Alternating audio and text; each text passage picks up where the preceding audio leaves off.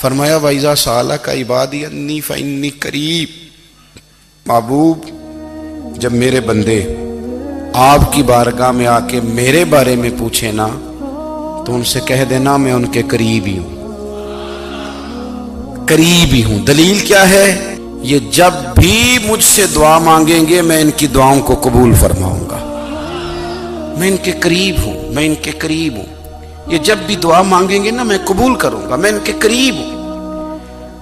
اللہ تبارک و تعالیٰ کے بندے اللہ سے محبت کرتے، رب کی بارگاہ میں جھکتے، اس کو اپنے دکھ سناتے، اس کے پیارے محبوب صلی اللہ تعالیٰ علیہ وسلم کا وسیلہ لے کے اس کے حضور حاضر ہو جاتے، پیشانیاں سجدوں سے روشن ہوتی۔ ہم نا ہر چیز کے لیے وقت نکالتے ہیں، ہر چیز کے لیے، لیکن عبادت کے لیے وقت نہیں نکالتے۔ ہر شے آباد ہے، ہر شے، ہماری فیس بک بھی آباد ہے، واٹس ایپ بھی آباد ہے، ہمارے ٹویٹر بھی آباد ہیں، ہماری ہر چیز آباد ہے۔ سب سے کم آباد ہمارا مصلی رہ گیا ہے، سب سے کم۔ وہ لوگ اب ڈھونڈنے سے ملتے ہیں جن کی بغل میں مصلی ہوتا تھا۔ میرے بھائی، آپ کتنا کو دنیا کے پیچھے بھاگو گے تھکا دے گی، کتنا دولت کے پیچھے بھاگو گے تھکا دے گی۔ آپ جب اپنی زندگی میں جمع تفریق کرو گے نا تو مرتے وقت احساس ہوگا کہ سارا کچھ تو لوگوں کے لیے کیا، اپنے لیے تو کر ہی کچھ نہیں سکے۔ اور ہم عبادت کے معاملے میں بہانے بازی بھی کرتے ہیں۔ ہم کہتے ہیں اوہو رزق کمانا بھی تو عبادت ہی ہے نا، تو میں حلال روزی کے لیے جا رہا ہوں، یہ بھی تو عبادت ہے نا۔ میری طرح کے لوگ کہہ دیتے ہیں کہ میں سویرے اٹھ کے مدرسے میں کچھ اسباق دیکھتا ہوں تو یہ بھی تو عبادت ہے، میں بیان کرنے کے لیے مطالعہ کرتا ہوں تو یہ بھی تو عبادت ہے نا، اتنے لمبے سفر کر کے ملک میں دنیا میں گھومتا ہوں تو یہ بھی تو میں عبادت ہی کر رہا ہوں۔ اب اسپیشل نفلوں کے لیے وقت کس طرح نکلے، اسپیشل کر کے تسبیح میں کیسے چلاؤں، میں سارا کچھ ہم بہانے بنا لیتے ہیں نا۔ میرا سوال یہ ہے کہ یہ ساری باتیں صحابہ کو، نبی کریم کو، دیگر لوگوں کو بھی تو پتہ تھی نا، لیکن آپ غور تو کریں، 23 سال حضور کو وقت ملا، مختصر وقت ظاہراً تبلیغ کرنے کے لیے، پوری دنیا میں دین بھی پھیلانا ہے۔ گھر میں 11 ازواج ہیں، 4 بیٹیاں ہیں، ان کی اولادیں، سارے کام کاج بھی دیکھنے، لیکن سیدہ طیبہ طاہرہ حضرت عائشہ صدیقہ رضی اللہ تعالیٰ عنہ فرماتی ہیں سارا دن تبلیغ کرتے، ہر غلام کے دکھ سنتے، گھر میں آتے تو اپنے گھر والوں کا خیال کرتے، کام میں ہمارا ہاتھ بٹاتے۔ قربان جاؤں، کہتی ہیں زمانہ سارا سو جاتا لیکن آمنہ کے لال مصلی بچھا لیتے۔ دنیا سو گئی، ساری سب سو گئے، جو خدام تھے، وہ جو غلام تھے وہ سو گئے۔ صحیح مسلم میں لفظ ملیں گے، سیدہ پاک فرماتی ہیں او میرے نبی کے غلاموں، میں نے یہ رنگ بھی دیکھا ہے کہ حضور نے اتنا کھڑے رہے، اتنا قیام کیا، اتنا قیام کیا کہ مقدس پیروں میں ورم آ گئے، سوج گئے پیر، اتنے بڑے۔ دل پہ ہاتھ رکھ کے نہیں بتا سکتا کہ میرے کبھی نماز میں پیر سوج گئے، کوئی نہیں بتا سکتا۔ بچوں کی روٹی کماتے تھک گئے بات الگ ہے، ہم سیر کرنے گئے تو تھک گئے بات الگ ہے، لیکن عبادت میں یہ بھی تو مسلم شریف ہے نا، یہ بھی تو دین ہے نا، یہ بھی تو حضور کی سنت ہے، یہ بھی تو وہ چیز ہے جو کریم کی آنکھوں کی ٹھنڈک ہے۔ سیدہ فرماتی ہیں پیروں میں ورم آ گئے، اور ساری رات ہی حضور نے نماز پڑھی اور ایک ہی آیت بار بار دہرائی۔ مسجد نبوی میں بلال حبشی نے فجر کی اذان دے دی اور حضور ابھی مصلی پہ تھے، کریم فارغ ہوئے، میں نے عرض کی یا رسول اللہ صلی اللہ علیہ وسلم، آپ کے تو صدقے اللہ اگلے پچھلوں کے گناہ معاف کرے گا، تو آپ اتنی آہوزاری کیوں فرماتے ہیں؟ آپ تو شفیع ہیں، آپ تو انبیاء کے امام ہیں۔ تو حضور نے فرمایا عائشہ تم نے گنوایا ہے نا میرے اللہ کی مجھ پر کتنی رحمت ہے، افلا اکون عبدا شکورا، فرمایا اگر اس نے اتنی نعمتیں دی ہیں تو کیا میں اس کا شکر گزار بندہ نہ بنوں، میں شکر گزار بندہ نہ بنوں اس کا؟ پھر اگر اتنی نعمتیں اس نے دی ہیں، مجھے اتنا نوازا ہے، تو پھر میں اس کے سامنے سجدے نہ کروں؟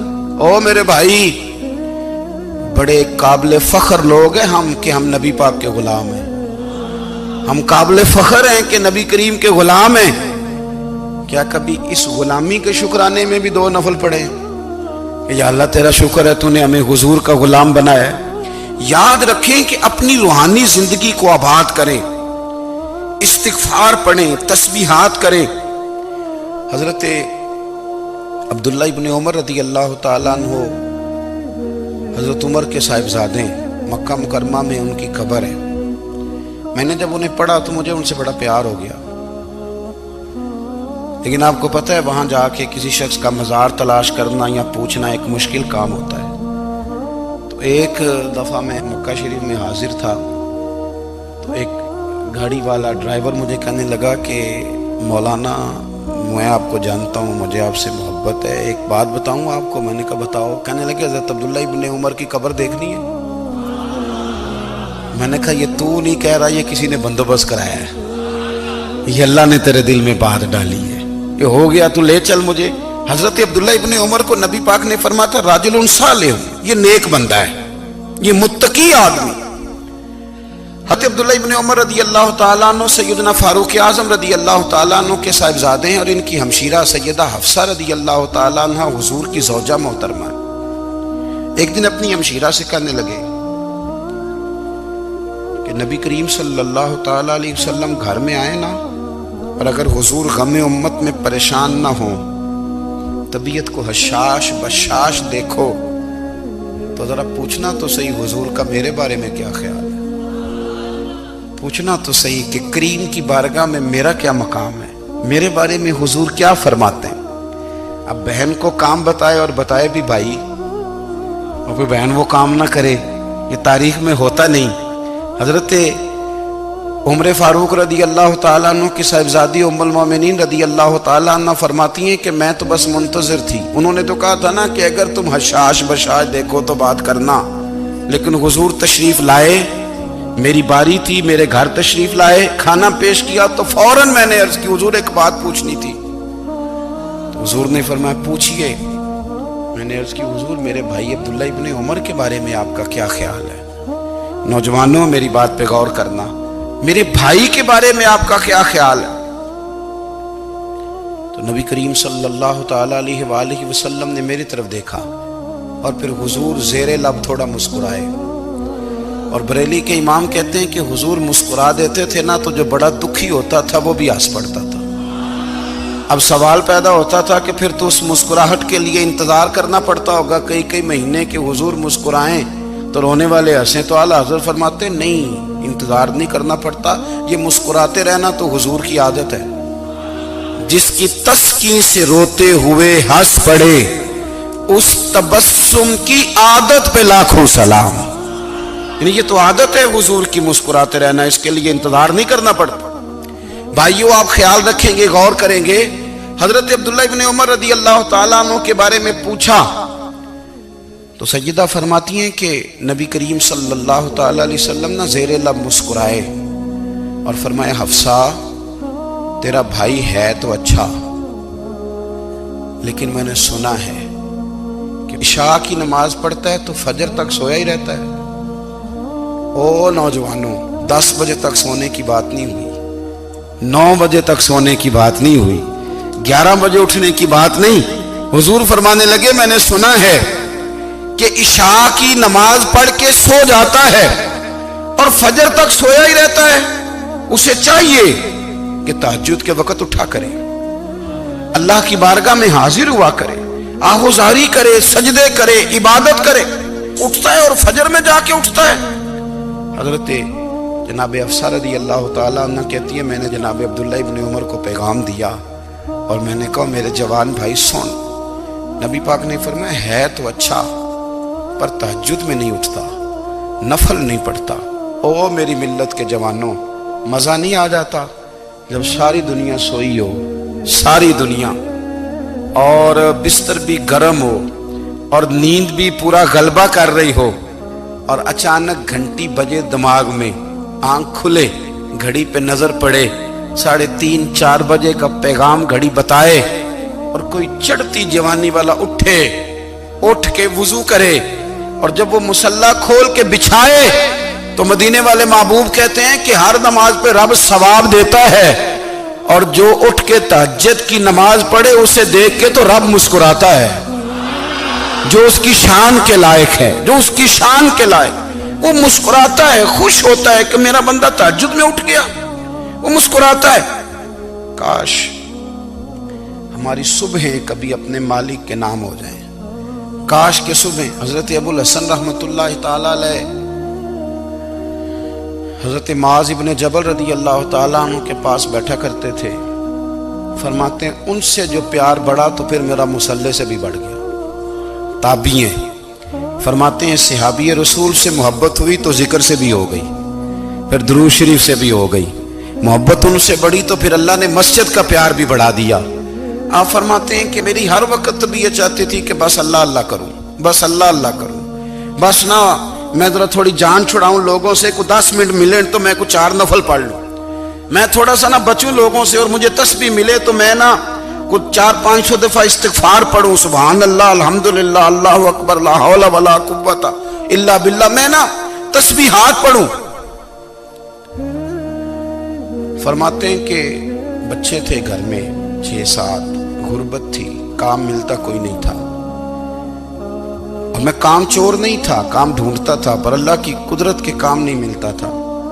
فرماتے ہیں کہ میں نے ایک دن اپنی اہلیہ سے کہا کہ آج میں پھر جاتا ہوں کام ڈھونڈنے، تو میری بیوی بڑی فرما بردار تھی، پر اس دن نہ غربت کے ہاتھوں تنگ آ کے کہنے لگی آج نانا کوئی تو چیز لے کے آیا، تو مجھ سے بچوں کی بھوک نہیں دیکھی جاتی، یہ سب روگاں دا روگ محمد جس دا نام غریبی، کنڈ بلا کے لنگ جاندے نہیں دوست یار قریبی، آج نہ کچھ لے کے آیا تو میں بچے لے کے میکے چلی جاؤں گی۔ شیخ فرماتے ہیں کہ میں بڑا پریشان گھر سے نکلا، پر میں نے صبح سے لے کے زور تک کام ڈھونڈا، کام ملا کوئی نہیں، تو میرے دل میں خیال آیا چلو کام نہیں ملتا تو اللہ اللہ تو کرے نا، چلو بندوں کی مزدوری نہیں ملتی تو رب کریم کی عبادت ہی کرتے ہیں۔ فرماتے ہیں کہ میں نے نا فرات کے پانی سے وضو کیا، نہر کے، شدید دھوپ تھی، ساتھ ریت تھی اور ریت تپ رہی تھی، میں نے اپنا رومال وہیں مصلی کے طور پر بچھا لیا، اور فرماتے ہیں کہ زور سے لے کر عصر تک نماز پڑھی، دھوپ بھی پورے زور پہ، پر میرے سجدے کا ذوق بھی پورے زور پہ۔ فرماتے ہیں سورج بھی چمک رہا ہے اور رب کی عبادت کا ذوق بھی پورے زور پہ، میں سجدہ کروں تو پھر میرا اٹھانے کو جی نہ چاہے۔ میرے استاد لکھا کرتے تھے، یہ ان کا شعر ہے، وہ کہا کرتے تھے مجھے سوز دے، مجھے ساز دے، اور مجھے نیم شب کا نیاز دے، دم سجدہ خود کو میں توڑ دوں، مجھے ایسا ذوق نماز دے، اور میں تیری بہار کا پھول ہوں، میں کھلا بھی ہوں تو تیرے لیے، مجھے میری شاخ سے توڑ لے، مجھے اپنی زلف کا ناز دے۔ بھائی فرماتے ہیں کہ عصر تک میں نے نفل پڑھے، دل ڈھلنے لگا، عصر کی نماز پڑھی اور میں وہاں سے چلا۔ اب میں جب نکلنے لگا تو دل میں خیال آیا کہ چھوٹی چھوٹی دیواریں ہیں گھر کی، بغیر کچھ لیے جاؤں گا تو بیوی دور سے دیکھے گی تو شور کرے گی کہ پھر خالی ہاتھ آ گیا ہے۔ کہتے میں نے اپنے اسی رومال میں جس پہ میں نے نماز پڑھی تھی نا، رومال میں کیا کھیدے پنجابی جو صافہ کہتے ہیں، اسی میں نا میں نے کچھ ریت بھر لی کہ وہ دور سے دیکھے گی تو سمجھے گی کچھ لے کے آیا ہے، چلو جا کے اسے بتا دوں گا کہ آج پھر مزدوری نہیں ملی۔ کہتے ہیں وہ ریت لے کر جب میں گھر میں گیا تو پہلے بیوی دروازے پہ کھڑی ہوتی تھی، پوچھتی تھی خالی ہاتھ آ گئے ہو؟ آج میں نے دیکھا تو ہے ہی کوئی نہیں۔ فرماتے ہیں میں اندر داخل ہوا، سلام لیے، کونے میں میں نے وہ رومال رکھ دیا اور میں نے آواز دی کہ بھلی مانس کہاں ہو؟ تو وہ کہنے لگی آپ منہ ہاتھ دھو لیں، میں روٹی لے کے آئی۔ میں نے کہا روٹی کہاں سے آ گئی؟ یہاں تو کئی دنوں کے فاقے، تو کئی دنوں کی غربت ہے، یہاں تو اس گھر میں تو فقیری ہے۔ فرماتے ہیں کہ وہ روٹی لے کے آئی اور اس وقت کی جو موجودہ نعمتیں تھیں، سمجھ لیں سلاد، اچار، ہر چیز ساتھ لائی۔ میں نے کہا کہ بچے کہاں گئے؟ کہنے لگی وہ کھانا کھا کے کھیلنے گئے، آپ کھانا کھا لیں آ جاتے۔ کھانا اس نے چن دیا۔ میں نے حیرت انگیز لہجے میں ساری نعمتیں اپنے دسترخوان پہ دیکھ کر کے بیوی سے پوچھا یہ کہاں سے آیا کھانا؟ بچوں کو تو نے کہاں سے کھانا کھلایا؟ یہ سارا کچھ کیسا ہے؟ کہنے لگی پتہ نہیں آج آپ کس کریم کی مزدوری کرنے چلے گئے تھے۔ پتہ نہیں کس کریم کی میرے گھر میں تو اتنی نعمتیں آئی ہیں کہ مجھ سے سنبھالی نہیں جا رہی، اتنا اناج ہے، اتنا گندم ہے، کس کریم کے دروازے آج چلے گئے تھے؟ یہ کہتے کہتے وہ اٹھی اور اٹھ کر کے کہنے لگی پہلے ہی بڑا کچھ آیا تھا، اب کیا لے آئے ہو؟ اور جا کر کے نا اس نے وہ ریت والا رومال کھولا، کہنے لگے میں تو لے کے آیا تھا ریت، تو میرے رب نے اسے بھی سونے اور ہیرے بنا دیا تھا۔ جب آپ کی توجہ اللہ کی جانب، میرے نبی پاک صلی اللہ تعالی علیہ وسلم نے فرمایا ہر چیز اپنے رب سے مانگ، ہر چیز مانگ، ہر چیز مانگ۔ یا رسول اللہ کیا کچھ؟ میرے محبوب نے فرمایا تیرے گھر میں نمک بھی ختم ہو جائے تو وہ بھی اپنے رب سے مانگا کر، تو مانگنا وہ تجھے دے گا، تو اس کی بارگاہ میں کشکول طلب دراز تو کرنا۔ اور ترمذی شریف میں عجیب لفظ ہے، رسول کائنات نے فرمایا، رب کریم فرماتا ہے جب میرا بندہ ہاتھ اٹھاتا ہے نا تو مجھے حیا آتی ہے کہ میں خالی کیسے لوٹا دوں اس کے۔ اتنے بڑے بادشاہ کی بارگاہ میں دعا کی بڑی طاقت ہے۔ میرے نبی پاک نے فرمایا دعا مومن کا ہتھیار ہے، دعا مومن کا، دعا مومن کا۔